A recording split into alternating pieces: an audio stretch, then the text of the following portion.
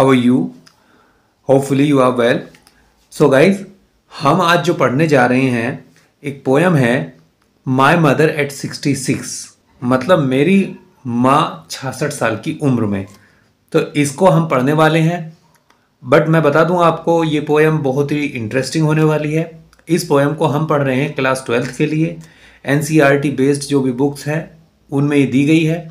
ये CBSE board और UP board दोनों में लगी हुई है गाइज. और इसके साथ साथ यदि आप टीजीटी, पीजीटी या फिर नेट या किसी भी कॉम्पिटिटिव एग्जाम की तैयारी कर रहे हैं और उसमें आपको इंग्लिश पढ़ने को मिलता है तो गाइज डेफिनेटली आपको कमला दास पढ़ने को मिलेगा. तो कमला दास की ये जो पोयम है my mother eight 66 class 12th में दी गई है. आज हम इसको पढ़ने जा रहे हैं, इसके बारे में डिस्कस करने जा रहे हैं. यहाँ पर मैं बता देना चाहता हूँ आपको, कमला दास एक बहुत ही मंझी हुई और एक बहुत ही क्लियर पोइटेस थी जो कि लिखती थी बहुत सारी चीज़ों को लेकर. लव पर लिखती थी, ओरिजिनलिटी पर लिखती थी और भी बहुत सारी चीज़ें थी उन पर लिखती थी. तो कमला दास जो है केरल की रहने वाली थी और इन्होंने जो भी लिखा था अपने नाम से ना लिखकर दूसरा नाम अपने वर्क्स को दिया था. माधव कुट्टी नाम से ये अपना वर्क्स को लिखती थी. तो गाइज आइए देखते हैं हम ये कमला दास ने अपनी पोयम माई मदर एट 66 में क्या कहा है. गाइज उससे पहले एक रिक्वेस्ट करना चाहता हूँ कि आप जितने भी लोग हैं, आपको यदि मेरी ये पढ़ाई हुई पोयम पसंद आती है, आपको वीडियो अच्छी लगती है तो चैनल को सब्सक्राइब करना ना भूलें, वीडियो को शेयर करना ना भूलें. यदि आप हमारा मोटिवेशन बढ़ाने में हेल्प करेंगे तो मैं ऐसी ही वीडियो आपके लिए लाता रहूँगा. तो आइए शुरू करते हैं कमला दास की माई मदर एट 66. ये पोयम है my mother eight 66 class 12th जो कि हम देखने वाले हैं.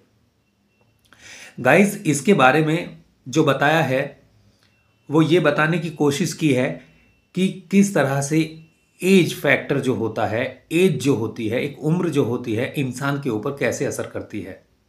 जब इंसान की उम्र बढ़ती चली जाती है तो उसके जीवन में क्या बदलाव आते हैं, ये चीज़ें यहाँ पर दर्शाई गई हैं. आइए शुरू करते हैं. बट मैं उससे पहले आपसे रिक्वेस्ट करना चाहूँगा कि यदि आपको पोएम अच्छी लगे, मेरा पढ़ाया हुआ अच्छा लगे तो चैनल को सब्सक्राइब करना ना भूलें. और आप यदि लाइक करते हैं चैनल को, शेयर करते हैं और सब्सक्राइब करते हैं तो मेरा मोटिवेशन बढ़ता है ताकि मैं आगे आपके लिए ऐसी वीडियो बनाता रहूं. तो गाइज देखते हैं. देखिए इसमें लिखा हुआ है driving from my parents home. यहाँ पर ये जो लाइन है driving from my parents home to Cochin last Friday morning, इसका मतलब है कि यहाँ पर पोइटेस बताती है कि घर से निकलते हुए मैं अपने पेरेंट्स के घर से निकलते हुए कोचीन के लिए. ये कब की बात है? लास्ट फ्राइडे मॉर्निंग, मतलब ये पिछले फ्राइडे को मॉर्निंग के समय की बात है.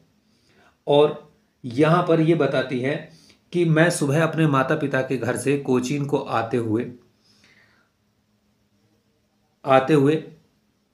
आगे बताती हैं कि आई सो माई मदर, मैंने अपनी माँ को देखा, अपनी माता को देखा, अपनी माँ को देखा बिसाइड्स मी, जो कि मेरे बगल में बैठी हुई थी.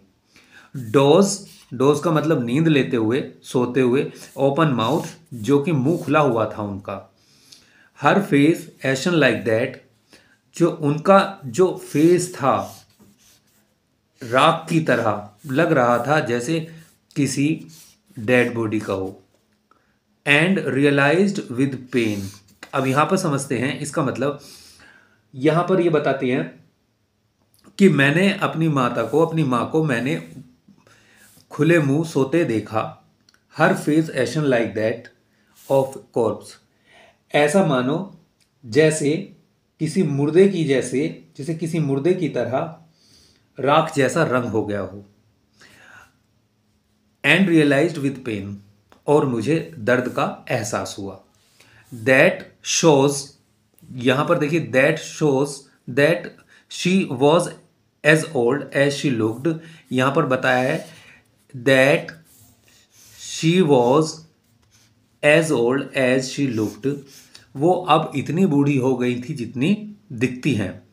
बट जल्दी ही पुट द थॉट अवे, और मैंने जल्दी से ये वाला जो विचार मेरे दिमाग में आया था इसको मैंने बाहर फेंक दिया। मतलब मैंने अपने इस विचार से छुटकारा पा लिया। एंड लुक्ड आउट, और मैंने बाहर देखा एट यंग ट्रीज स्प्रिंटिंग, और मैंने बाहर देखा, तो बाहर गाड़ी के बाहर जैसे देखा तो वहाँ पर मैंने देखा कि जो पेड़ हैं वो दौड़ लगा रहे हैं। जैसा कि आप जानते हैं, जब हम कभी किसी गाड़ी से सफ़र करते हैं, ट्रेन से सफ़र करते हैं, तो हमें रास्ते में कुछ पेड़ दिखाई देते हैं और ऐसा लगता है जैसे वो दौड़ रहे हों। जैसे हमारी ट्रेन या गाड़ी आगे बढ़ती जाती है और वो हमें पीछे छोड़ते चले जाते हैं, तो ऐसा लगता है जैसे हमारी गाड़ी दौड़ रही हो या फिर वे दौड़ रहे हों। और इस तरह से यहाँ पर पोइटिस बताती हैं कि एट यंग ट्रीज स्प्रिंटिंग, मैंने उन जवान पेड़ों को देखा दौड़ते हुए। द मैरी चिल्ड्रन स्प्लिंग, और जो मैरी चिल्ड्रन, जो खुश बच्चे थे, जो प्रसन्न बच्चे थे, स्प्लिंग आउट ऑफ देयर होम्स, और उन बच्चों को खुशी से झूमते हुए अपने घर से आते हुए देखा। आगे बताती हैं कि but after the airports security check, but मैंने क्या देखा कि सिक्योरिटी चेकिंग के बाद में एयरपोर्ट पर स्टैंडिंग ए फ्यू यार्ड्स, वो कुछ ही दूरी पर मुझसे खड़ी थी।